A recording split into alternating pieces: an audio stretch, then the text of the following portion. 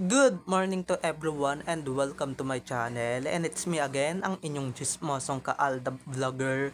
Gusto ko munang magpasalamat sa inyong lahat sa mga walang sawa na tumatangkilik, nanonood, sumusuport at sumusubaybay ng mga content ko here on my YouTube channel. So wag ninyong babaktawan o lalaktawan tong ating content ngayong araw. I'm sure na hindi ninyo pagsisisihan na pinanood nyo ito mula umpisa hanggang hulihan, and syempre wag kayong mag-i-skip ng segment, okay? Buuin nyo to at tapusin nyo to, and hindi ninyo pagsisisihan na pinanood nyo ito. So tutukan ninyo. And guys, don't forget to share this video, at pasensya na kung hindi ako nakapag-vlog kahapon dahil hindi ako makasingit sa schedule, pero ito na nga, nagbabalik ako sa inyong harapan. So dumako na tayo sa ating main topic for today's video. Mukhang walang kumagat or walang kumakagat sa paiyak-iyak effect nito ni Dalmatian, or should I say ni Nanay Dab. So, ito na guys, watch this. Mamaya ipapaliwanag ko sa inyo ng buong buo. So, ito na guys, watch this. At kung nakita nyo na ngayong recaps, once again si TTO sa mga admins. So, dumako na tayo sa ating main topic for today's video. Gaya nga ng sinabi ko kanina, mukhang hindi effective talaga ang acting skills ni Dalmatian. Kasi guys, natatandaan ko, malaking chismis ito ha. Pati netong si Magna Copete, hindi rin tumalabang acting. Natatandaan ko guys, pumunta yung mag-ina na to or si Dalmatian sa mga police, okay, sa NBI. At doon na siya nag-iiyak. Siguro naman na master niya na yung pagiging showbiz, no? Yun naman mo na yung ating buod ngayong araw. Siguro na master na ni Dalmatian or ni Nanay Dab ang pagiging sinungaling sa harap ng maraming tao pagkaharap niya itong mga ito. Syempre, ito namang mga tangang tao to. Ito namang mga tanga at bobong mga tao, talagang yun na talaga yung iaano nila. 'Di ba? Yun na yung papaniwalaan nila. Onting acting, onting bola, onting ganito, onting ganyan, talagang yun na yung paniniwalaan nila, 'di ba? Hindi na nila paniniwalaan yung kung ano mang katotohanan. Ay nako, talagang magaling na diyan si Nanay Dab or si Dalmatian, 'di ba? 'Di ba? Ito nga, mas showbiz pa siya kaysa kay Min na. Mas matibay pa siya magsinungaling kaysa kay Min, kaso nga, gaya nga ng sinabi ko kanina, pumunta na nga to sa NBI, pumunta na nga to sa police, 'di ba? Pumunta na nga to sa police station ng NBI. Nag-iiyak, naglulupasay na sa iyak, 'di ba? Nagdadrama na, whatever, 'di ba? Kung ano-ano na yung ginagawa niyan na acting skills, pero wala. Kahit na siguro ngumawa-ngawa ka dyan or ngumawa-ngawa ka pa dyan, wala pa rin talagang maniniwala. Parang hindi talaga convince yung mga kaharap mong police that time, 'di ba? Siguro ito nga yung mga may nire-report siyang criminal, 'di ba? May mga nire-report siyang um, mga dapat nang ikulong, 'di ba? Siguro nga ito nga si, 'di ba?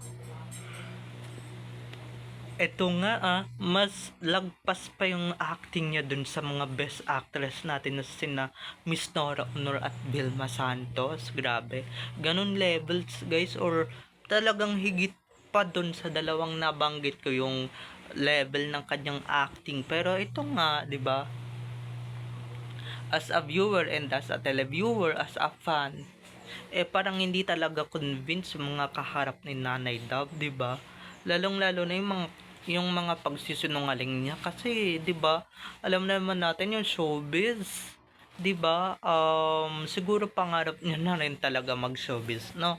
Kaso Kaso wala eh, wala talagang magkandara pa, 'di ba? Wala talagang magkandara pa na i-produce siya ng movie at syempre ng teleserye. Alam niyo naman, 'di ba? Pag siya siguro yung bida eh talagang malulugi lang talaga ng bonggang-bongga. Kaya ayan, walang naglalakas loob na mag-produce diyan kay Nanay Dab ng kanyang first solo movie, 'di ba? At sino naman yung manonood, yung mga kapwa niya batik-batik, ay sorry. Kapwa niya lang pala Dalmatian ang manonood ng kanyang movie. Kaso nga, 'di ba, kahit na mag-hysterical pa siya diyan, may paiyak-iyak level pa siyang nalalaman, 'di ba? May mga pag ganun pa siyang effect na nalalaman.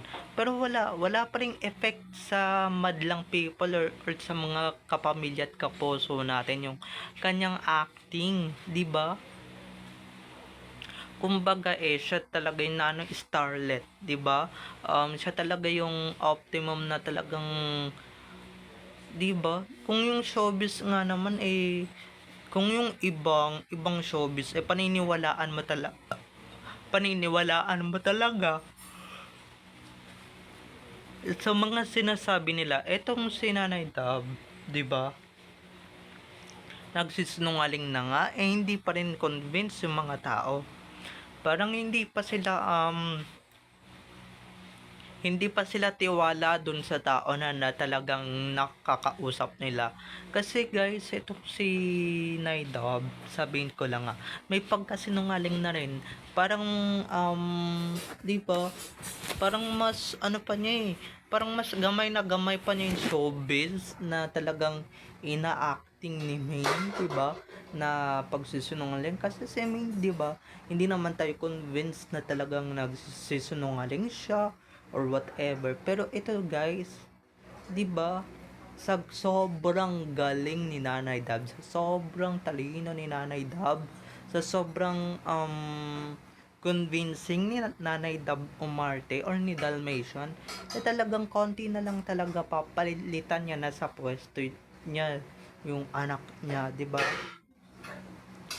Na magiging showbiz royalty. Kaso nga guys,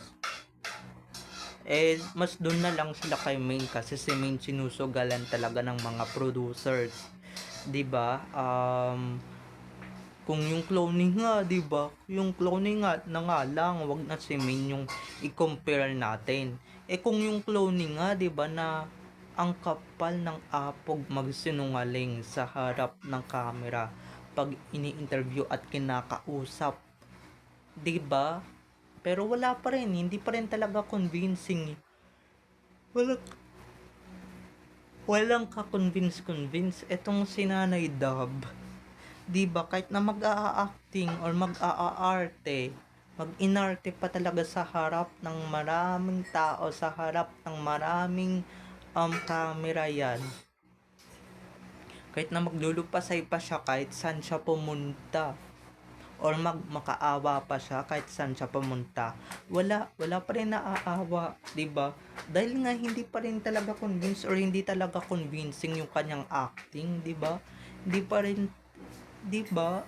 Kasi ito lang kung yung pagsisinungaling nga ni Min, 'di ba? Yung pagsisinungaling nga lang ni ganda or ni pangit, kasi maganda yung si Min, yung tunay na Min, 'di ba? Hindi pa rin tayo naniniwala.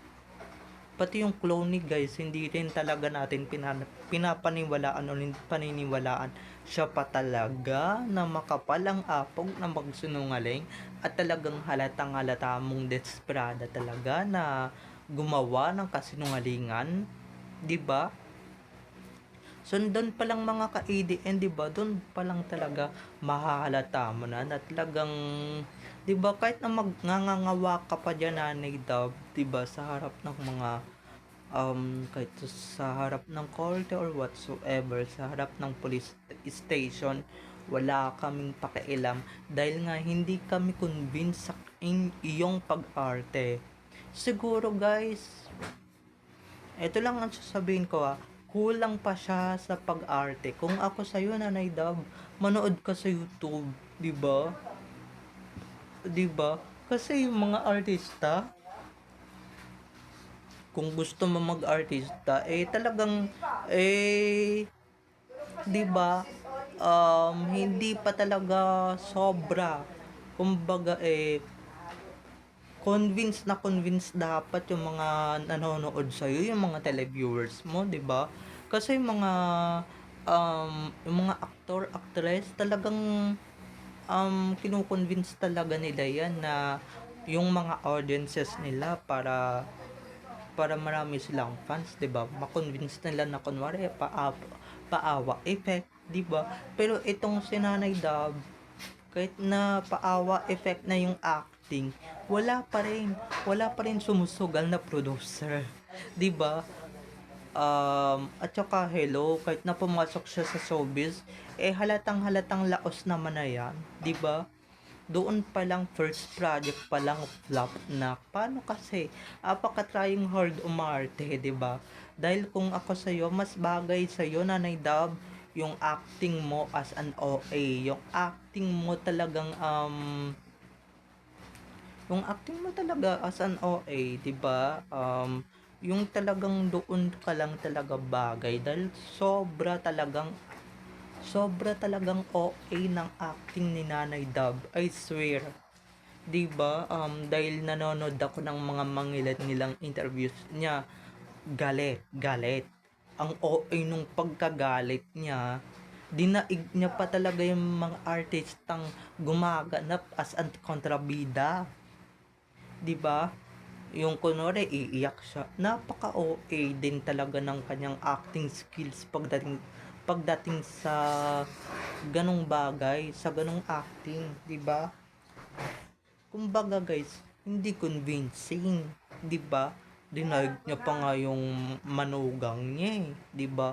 Manugang niya kunong si Arjo Atade na kahit na ilang years na sa industriya, napaka-bano pa rin umarte. Pero siya, halatang-halata mo talagang nagpapadiscover siya. Pero sorry ka na lang, hindi na uso yung talent scout or yung talent search. Baka siguro yung scouting uso, 'di ba? Yung hahantingin ka talaga ng bonggang-bongga tapos ikukulong ka. Yun talaga yung uso. Pero yung sasabihin mong magpapadiscover ka, kung mga ganyang itsura, ganyang mukha, ganyang mga